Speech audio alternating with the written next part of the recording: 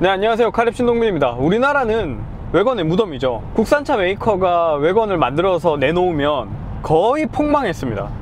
가장 최근에 내놨던 게 바로 현대자동차의 i40 외건이죠. 그 차는 해외에서는 인기가 좀 있었는데 우리나라에서는 그 국산차 판매 순위로 따지면 뒤에서 5등을 벗어난 적이 없는 것 같아요. 그만큼 인기가 없는데 최근에 SUV가 인기를 얻으면서 외건도 같이 관심을 받고 있는 것 같아요. 특히 볼보 같은 경우에는 크로스컨트리 V60을 올해 상반기에 출시를 하면서 상당한 재미를 보고 있습니다. 거의 뭐 1년을 기다려야 차를 받을 수 있을 정도로 대기가 밀려 있는데, 오늘 제가 타고 있는 이 차도 디자인으로는 아마 지금까지 등장한 외건 중에 가장 멋진 차가 아닐까, 그런 생각이 듭니다. 바로 푸조가 내놓은 508 SW입니다.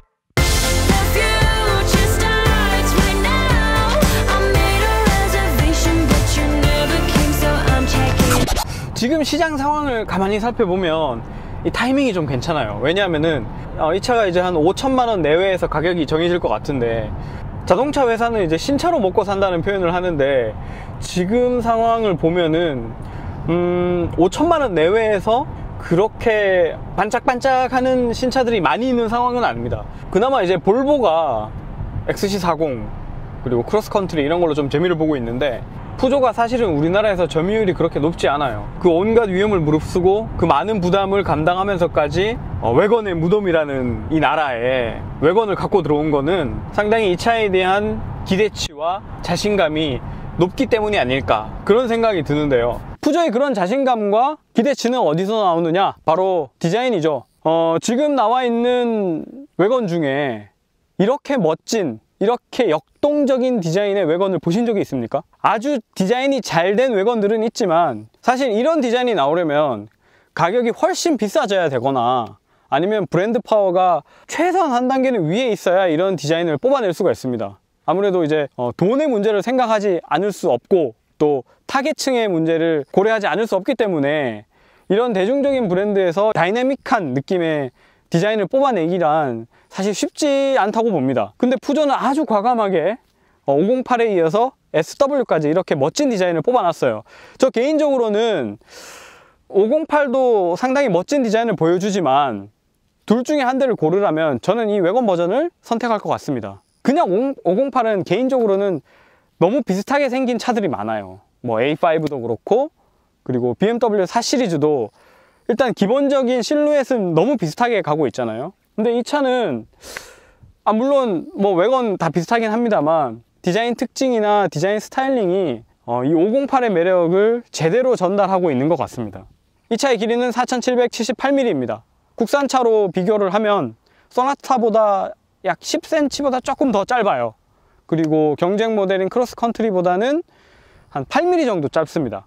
근데 폭은 이 차가 10mm 더 넓습니다. 높이는 크로스컨트리가 좀 오프로더 느낌을 표방하고 있기 때문에 이 차보다 70mm 더 높아요. 이 차는 기본적으로 세단을 베이스로 한 외건이라서 아주 낮게 깔려 있습니다. 일단 얼굴부터 먼저 살펴볼게요. 508 세단과 얼굴은 똑같아요. 네, 별 차이가 없습니다. 최근에 푸조가 선보이고 있는 사자 송곳니 모양의 주간주행등도 그대로 적용이 되어 있고, 풀 LED 헤드램프 그대로 적용되어 있습니다. 이거는 맞은편에서 차가 올 때 상향등을 자동으로 하향등으로 바꿔주는 그런 기능도 포함이 되어 있고요. 나이트 비전은 없습니다. 그 기존의 푸조는 사실 그 옛날에 407 기억하시죠? 그때 디자인이 보면은 약간 와하하하 막 이렇게 웃고 있는 듯한 익살스러운 그런 디자인이 특징이었어요. 근데 지금은 익살은 어디 갔고 완전히 좀 무서워졌어요. 근데 그때의 흔적이 아예 없어진 건 아니에요. 지금 보시면 요 그릴은 그때의 흔적을 남겨놓은 모습입니다.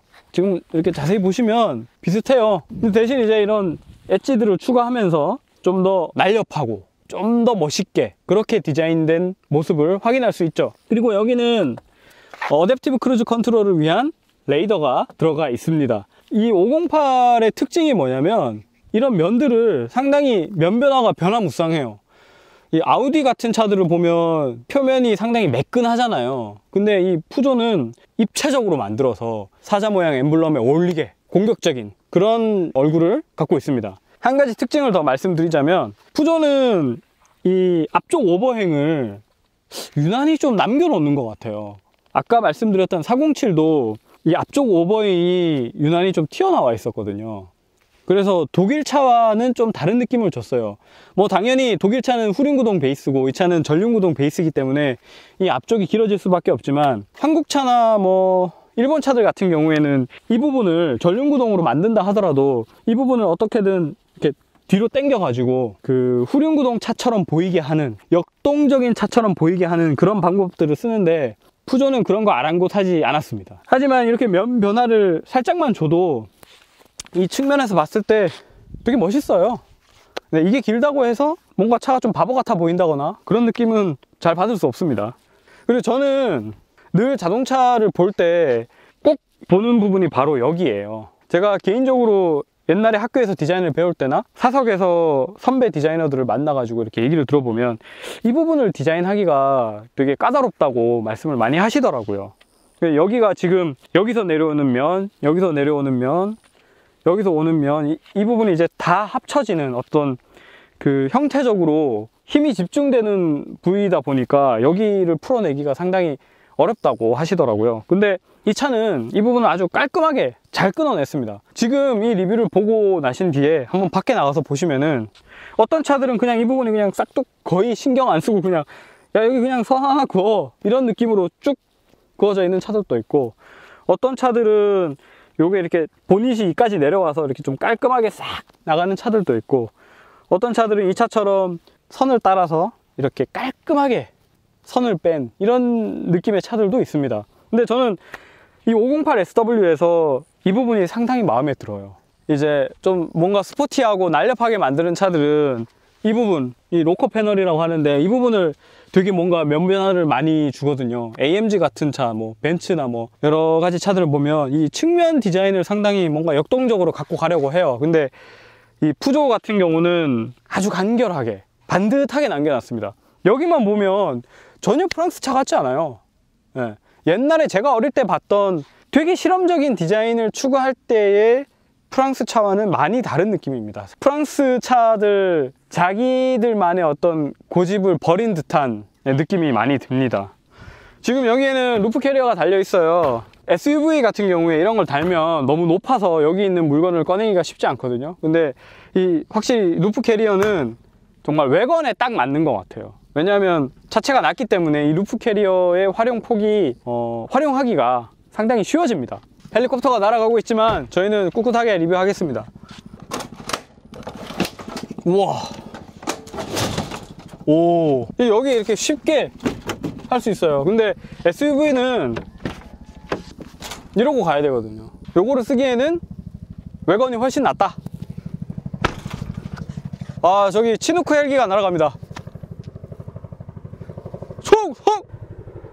네, 저 헬기 안 타봤어요. 그리고 이 차는 프레임리스예요. 이 창문 프레임이 없습니다. 아주 깔끔하죠. 보통 좀 스포티한 느낌의 디자인을 추구하는 차들은 이런 프레임리스를 적용합니다. 미니 로드스터가 컨버터블이다 보니까 프레임이 없거든요. 제 차는 이 유리가 이렇게 동그랗게 꺾여 있어서 여기에 이렇게 딱 다칠 일이 없는데, 이 차는 아무래도 이렇게 날카롭게 나와 있어서 밤에, 네, 토탈 집수리 트럭이 지나가네요. 네, 밤에 이 차에 타고 내리실 때는 요 프레임이 없기 때문에 안 보여요. 이게 잘 안 보입니다. 그래서 조심하셔야 돼요. 요거는. 근데 이게 창문을 열었을 때는 되게 좋아요. 왜냐하면 이 프레임이 없으니까 내가 이렇게 비키지 않아도 되거든. 프레임리스 도어는 또 이거 닫았을 때 완전히 밀봉시키기 위해서 유리창이 열 때는 살짝 내려갔다가 문을 닫고 나면 다시 올라가요. 자동으로. 근데 요런 이음매가 사실 그 공기가 지나갈 때 좀 뭐 풍절음이 들린다거나 그럴 수 있는데, 이 차는 아주 조용합니다. 정말로. 네, 정말 조용해요. 이런 틈새에서 소리 나고 이런 거 거의 없습니다. 제 개인적인 경험이에요. 이건 실제로 설계할 때 그렇게 적용하는지 모르겠는데 이 컨버터블들이 유리창이 좀 두껍습니다. 왜냐하면 이런 프레임리스 도어도 그래요. 이게 너무 얇으면은 그 깨지기가 쉽기 때문에 좀 두껍게 제작이 되는 것 같거든요. 제 차도 그렇고. 근데 이 차는 이중 접합 유리는 아니지만 이 두꺼운 유리가 적용이 된 덕분에 그리고 곳곳에 마감을 아주 꼼꼼하게 잘한 덕분에 그 주행 중에 상당히 조용해요. 정말 조용합니다. 좀 대중적인 브랜드의 차치고, 물론 우리나라에서는 수입차지만 그래도 외국에 나가면 현대차랑 경쟁하고 그러잖아요.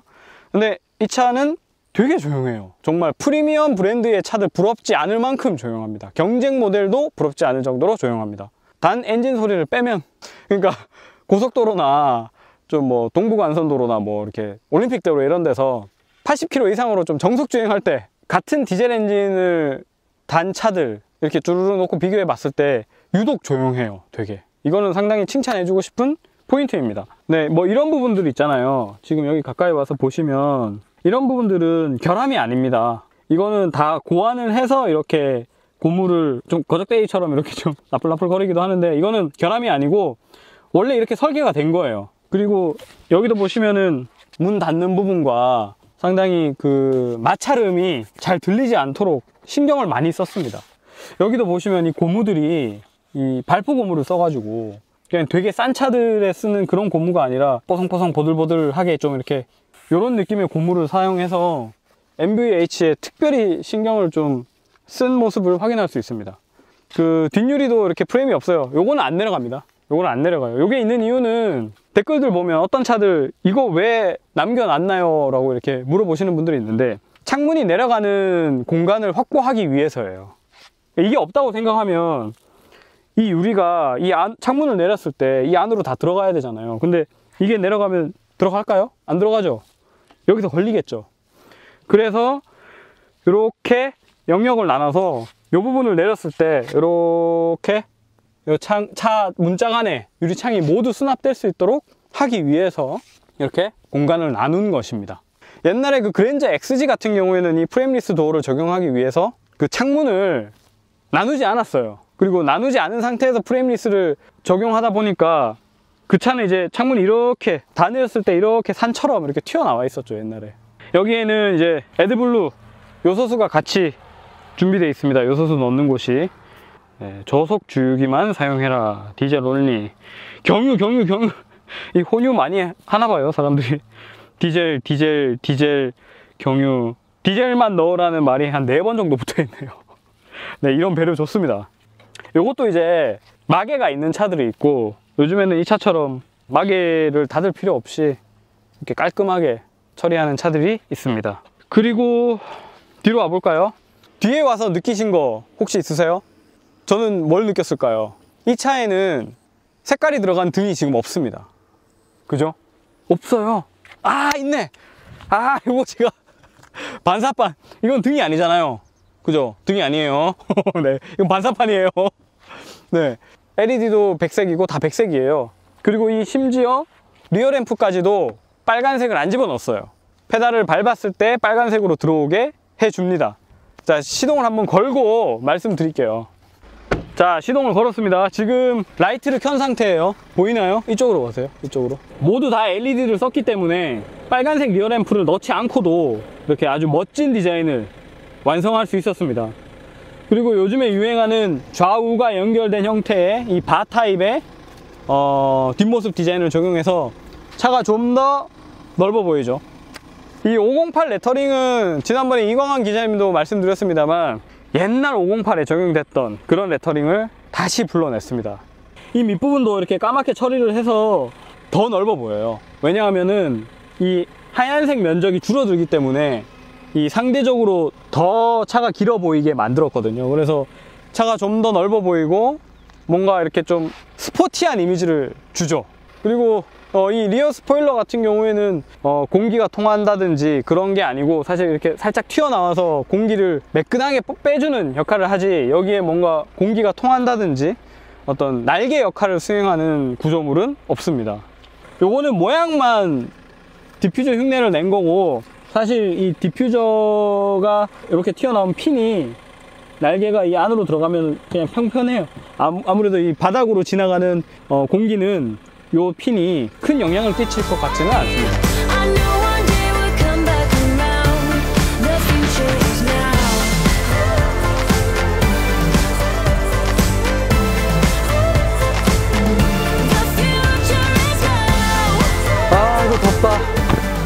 어쩌겠습니까? 여러분들 위해서 어떻게든 리뷰를 해야죠.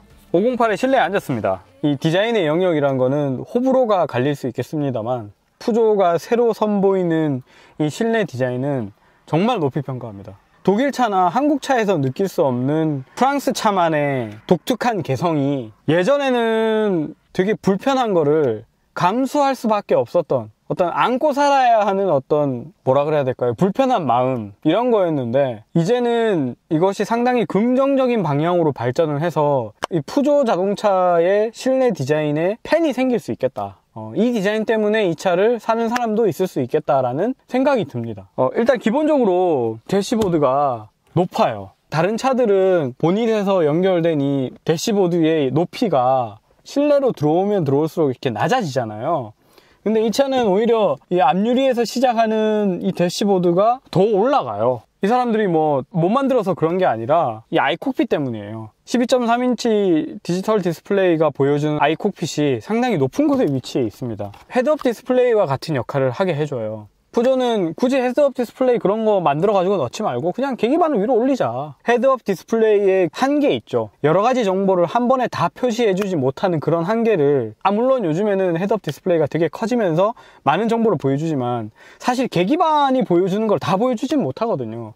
근데 푸조는 그냥 아예 계기판을 올려서 헤드업 디스플레이처럼 쓰자 이거죠. 다른 자동차를 보면은 이 핸들 사이에 계기판이 위치를 하면서 여기로 계기판을 이렇게 볼 수 있는 그런 구조잖아요. 아이콕핏은 스티어링 휠 위로 올라옵니다. 네. 대신 이 공간이 좀 휑해지긴 했어요. 네. 하지만 운전을 할 때에는 상당히 편하게 정보를 확인할 수 있습니다. 요 아이콕핏이 상당히 상단에 위치해 있는 게 장점으로 적용하는 게 이건 제가 개인적으로 갖고 온 건데요. 이거를 따로 이제 사제 거치대인데 이렇게 딱 꽂으니까 상당히 같이 보기가 되게 좋아요.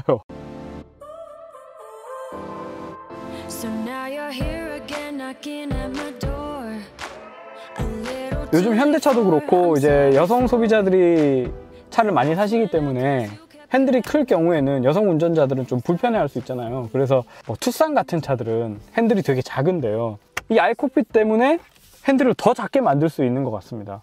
그래서 운전할 때 되게 편합니다. 스티어링 휠은 투스포크로 디자인이 되어 있는데 여기 뭐가 되게 많아요. 패들 시프트는 운전대를 따라서 움직이지는 않습니다.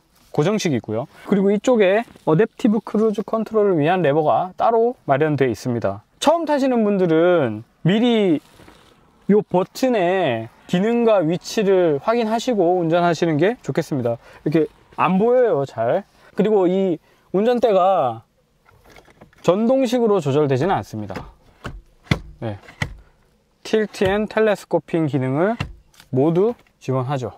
저는 평소에 이제 독일 차를 많이 타기 때문에 거기에 좀 익숙해져 있는데 이렇게 핸들이 작고 계기판이 위에 올라가 있고 요런 스타일의 그 프랑스 차들도 한 2박 3일 타보니까 상당히 편해요. 요런 구성도. 여기도 이제 당연히 5천만 원짜리 차니까 이런 부분들 다 말랑말랑하게 해줬고 여기 보시면은 이 카본 느낌을 낸 내장재가 적용됐는데요. 카본은 아닙니다. 패턴만 카본 느낌을 냈고 그 뒤에는 말랑말랑한 소재를 써서 여기다가 이마를 꽝 박아도 크게 다치지 않도록 디자인했습니다. 에어백은 여기 들어가 있어요. 이렇게 대시보드가 2단으로 구성되어 있고 밑부분이 이렇게 하늘을 보고 있는 이런 디자인을 하게 되면 되게 뭔가 좀 라운지에 와 있는 듯한 느낌이 나고 뭔가 좀 최고급 피아노를 보는 듯한 느낌이 나죠. 텔룰라이드도 그렇고 K9도 이런 디자인을 적용하면서 또 그 차는 여기다 이제 나무를 쫙 깔았어요. 그래서 되게 쾌적해 보이는 느낌을 주는데 이 차도 비록 여기 소재는 카본 느낌을 주지만 이런 요소들이 차를 되게 고급스러워 보이게 하는 그런 효과를 주고 있습니다. 그리고 여기 보시면 무드램프가 들어가 있어요. 시동을 걸어서 보여드릴게요. 지금 여기 보이실지 모르겠는데 파랗게 무드등이 들어가 있고 색깔 변경도 가능합니다. 다 좋은데 정말 디자인 정말 멋지잖아요. 근데 요 레버는 생뚱맞게 여기 있어요. 그냥 이거는 디자이너가 손을 안 댔나? 보통 여기나 이렇게 좀 뭔가 이 정도 차라면 508SW라면 이 레버 디자인은 좀 따로 신경 써주실 수 있지 않았을까 하는 생각이 드네요. 한 가지 큰 특징 중에 하나가 바로 이 피아노 건반처럼 생긴 버튼들입니다. 그냥 이렇게 앉아서 보면은 뭔지 알 수 있어요. 충분히.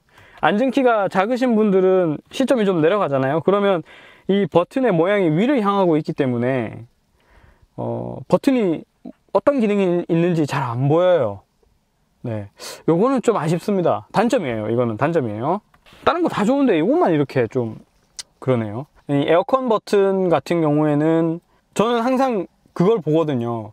이렇게 터치 방식이 많이 적용된 차의 실내에서 고속주행 중에 내가 직관적으로 오디오나 에어컨을 조작할 수 있는가, 그거를 꼭 보는데, 이 차는 공조장치 버튼을 눌러서 버튼식으로 조절을 해줘야 됩니다.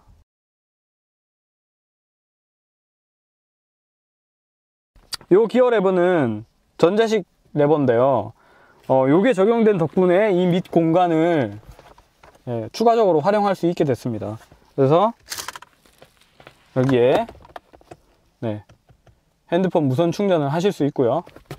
파리가 자꾸 들어오네요. 그리고 여기에는 USB 포트 A 타입이 적용되어 있습니다. DSC를 끄는 버튼은 여기 나와 있지 않아요. 한국차나 독일차들 같은 경우에는 DSC를 끄는 버튼이 밖에 이렇게 따로 마련이 되어 있기도 한데, 이 차는 메뉴를 아예 찾아 들어가서 꺼야 됩니다. 사실 그 버튼이 나와 있을 이유는 생각해보면 없어요. 잘 집어넣은 것 같아요. 오히려 디자인도 깔끔해지고, 이런 부분들이 조금 휑한 감이 없지 않아요. 이런 부분들이 물론 이 기어 레버 때문에 이 부분이 시각적으로 가려지긴 합니다만, 뭔가 좀 이렇게 휑하네요. 근데 뭐 나쁘진 않아요. 사용하는데 아무런 불편함이 없습니다. 이 핸드폰이 뒤에 있기 때문에 자칫 핸드폰 차에서 내리다가 핸드폰 놔두고 내릴 수도 있겠습니다. 뭐 물론 여기 충전 중이라고 불은 들어오는데, 옆에 탄 사람이 여기다 핸드폰 놔두면 여기에는 이제 신호가 없거든요. 불 들어오지가 않아요, 충전 중이라고. 그래서 옆에 탄 사람이 그냥 자기 핸드폰 놔두고 그냥 내릴 수도 있겠어요. 이 부분 같은 경우에는 이게 여기 이렇게 요만큼 공간을 남겨놨어요. 여기도 이렇게 공간이 남겨져 있고, 이렇게 물론 모든 걸 꽉 채워야 된다는 얘기는 아닙니다만, 왜 남겨뒀을까 궁금해지는 대목이긴 해요. 보통 이런 식의 수납 공간이 적용될 때에는 이렇게 눌러가지고 열리도록 하잖아요. 근데 어떤 이유에선지 508SW는 이 별도의 이런 레버를 달아서 열리도록 해놨습니다. 근데 이게 작동감이 그렇게 좋지 않아요. 왜냐면 소리도 나고, 닫을 때는 더 작동감이 안 좋습니다. 꽉 눌러 닫아야 돼요. 여기가 이제 유광 검은색 플라스틱이기 때문에 지금도 보시면 지문 자국이 되게 많이 남아 있거든요. 이렇게. 그래서 이런 거를 방지하기 위해서 이걸 적용했나? 닫을 때는 이것도 이렇게 해서 닫으라는 얘기인가? 아무튼 여러모로 요거는 좀 이해가 안 됩니다. 컵홀더는 쿨링 기능이라든가 그런 거가 있지는 않지만, 여기 안에 이제 조명도 들어와 있고, 그 다음에 이빨이 4개씩 있어서 좀 작은 컵도 충분히 지탱해 줄 수 있는 그런 모습입니다. 자, 이 암레스트를 열어볼게요. 암레스트에는 별거 없어요. 여기 뭐 따로 이제 공간 활용을 위한 어떤 솔루션은 없고, 요 룸미러 같은 경우는 요즘 트렌드죠. 프레임이 아주 얇게, 프레임리스죠. 거의 프레임리스. 거울의 면적을 최대한 넓게 사용하는 그런 디자인이 적용이 되어 있고, 여기는 또 이렇게 마치 비행기처럼 안전벨트 매라고 사인들이 위치해 있습니다. 다 터치 방식으로 작동되네요. 가운데 거는 전체를 껐다 켤 수 있는 거고, 선루프 안쪽 마개인데요. 이거 닫고 안 닫고 의 차이가 좀 커요. 이 루프 캐리어를 달고 있으니까 여기서 이제 풍절음이 되게 많이 들리는데, 이거 닫으니까 확실히 좀 덜 들리더라고요. 그냥 다 열어볼까요? 루프 캐리어 때문에 선루프를 못 엽니다. 근데 이 선루프가 1열 시트 머리 위까지 아주 넓게 열려요. 그래서 개방감이 상당히 뛰어납니다. 그리고 햇빛 가리개는 이 백색 등이 들어가 있습니다. 보통 여기는 노란색 등이 들어가 있는 경우가 많은데, 아주 오히려 약간 한색 계열로 갔나 싶을 정도로 약간 차가운 빛을 쏴주는 백색 등이 들어가 있네요. 뭐 왜곡도 없고 거울 아주 좋네요.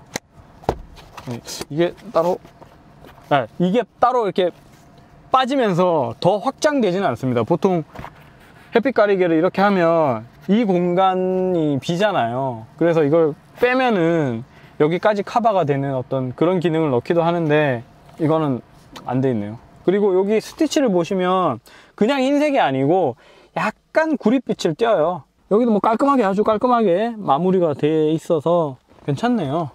저는 꼭 여기 주머니가 없는 차들에 말씀드리고 싶은 게 여기 그물이라도 좀 달아주시면 좋을 것 같아요. 이게 되게 요긴하게 쓰이거든요. 그리고 매트는 매트가 뭐 따로 고정 장치가 없는데 표면에 오돌토돌한 어떤 처리를 해서 고리 같은 거 없이도 밀리지 않도록 고안이 돼 있네요. 뭐 이 정도는 기본이죠. 그 포칼 스피커는 안 들어가 있다고 말씀을 드렸고, 여기도 보시면 지금 다 이렇게 말랑말랑한 소재로 다 감쌌습니다. 근데 이 안쪽에는 이 도어 포켓 밑부분은 바닥만 부직포로 처리를 해서 소리를 줄일 수 있도록 했고, 사이드 월은 다 그냥 플라스틱으로 적용이 돼 있네요. 자, 근데 제가 이 차에서 좀 아쉬운 게 뭐냐면, 이 차가 디자인이 멋있을 경우에는 하체가 두툼하고 되게 뭔가 역동적인 이미지를 갖고 가는 디자인의 경우에는 뭔가 감수하는 게 있어요. 근데 이 차에서는 이 폭이 되게 넓지 않나 라는 생각이 들어요. 이거 실제로 좀 재봐야 알겠습니다만, 제가 뭐 때문에 이런 얘기를 드리냐면, 이렇게 앉아 있다가 내릴 때 이게 좀 닿아요. 이 다리가 이 로커 패널에 좀 닿아요.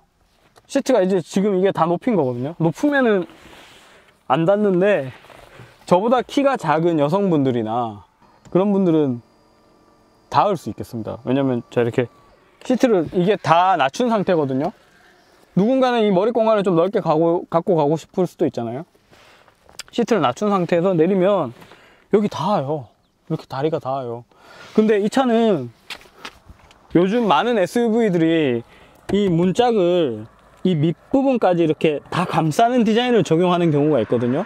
근데 이 차는 안 그렇잖아요. 여기에 이제 먼지나 뭐 진흙이나 이런 것들이 많이 묻게 됩니다.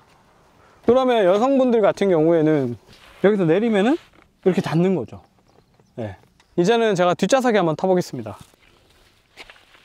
아이고! 자, 지금 앞시트를 제 몸에 맞춘 상태예요. 지금 엉덩이를 바싹 당겨 앉으니까 주먹 1개 반 정도 들어가네요. 네. 앞좌석에 175cm 사람이 앉았다고 감안했을 경우입니다. 앞좌석 시트는 되게 편했는데, 이게 지금 나파 가죽입니다. 나파 가죽이 적용된 7시리즈 이런 데도 나파 가죽 적용되어 있거든요. 시트 질감은 아주 좋아요. 야, 이거 좋아요, 정말로. 근데 이 뒷좌석은 질감만 좋은 것 같아요. 사이드 부스터가 보통 뒷좌석에는 그렇게 많이 나와 있진 않잖아요. 대부분 이렇게 평면을 이루고 있는데, 이상하게 이 부분이, 그러니까 여기까지 튀어나오는 건 안 말하는데 오히려 여기가 더 튀어나와 있는 듯한 그런 느낌을 주는 것 같아서 좀 당황스럽네요. 편한 시트는 아니다. 이거는 조금 감수를 하고 타야 되겠네요. 그리고 등받이 각도 조절이 되지는 않습니다. 이게 최대예요. 뭐 경쟁 모델도 안 돼요, 사실은. 새로 나올 경쟁 모델들이 어떤 모습을 보여줄지 모르겠습니다만, 일단 지금 나와 있는 요 차급의 외건들은 등받이 각도 조절이 되는 차는 없습니다. 그리고 네, 일단 뭐 가죽 시트 질감이 너무 좋아서 일단 그걸로 만족을 해야 되겠네요. 측면에도 뒷좌석에도 이렇게 도어 포켓이 있고, 이거 없는 차들이 있어요. 기가 막히죠. 여기에는 뭐 TOP 정도는 넣을 수 있도록, 네, 캔커피 정도는 넣을 수 있도록 돼 있고, USB 포트는 2개가 있습니다. USB-C 타입은 아니고, 그래도 이 뒷좌석에 2개 있는 거는 괜찮은 거예요. 뒷좌석 독립 온도 조절이 되지는 않아요. 대신 송풍구는 있고, 송풍구는 B필러에는 따로 마련이 되어 있진 않네요. 그리고 이게 지금 앞좌석 시트를 다 낮춰 놓은 거예요. 아주 낮춰 놓은 겁니다. 맨 밑까지 아주 낮게 깔리네요. 베이비 시트를 달 수 있도록, 네, 이런 장치가 준비되어 있네요. 시트를 가장 올렸을 때입니다. 발이 이렇게 쑥 들어가요. 그리고 센터 선울도 낮아서 가운데 탄 사람이 그나마 좀 덜 불편하게 갈 수 있겠습니다. 하지만 이 가운데 좌석이 편하진 않아요. 이렇게 높이 좀 솟아 있어서 편하진 않네요. 네, 밑쪽에도, 밑부분에도 송풍구가 있어서 2열 시트 좌석에 발을 좀 시원하게 하실 수 있겠습니다. 컵홀더는 2열 시트에도 있는데 따로 수납 공간이 있는 것은 아니고, 여기에는 이빨도 사실 없어요. 캔콜라 같은 거는 좀 고정시키기가 어렵겠습니다. 시트는 6대4로 접힙니다. 접히는데 완전히 평지를 이루지는 않고요. 6대4로 접힘에도 스키스루를 마련해 놓고 있습니다. 자, 이제는 트렁크로 한번 가보겠습니다.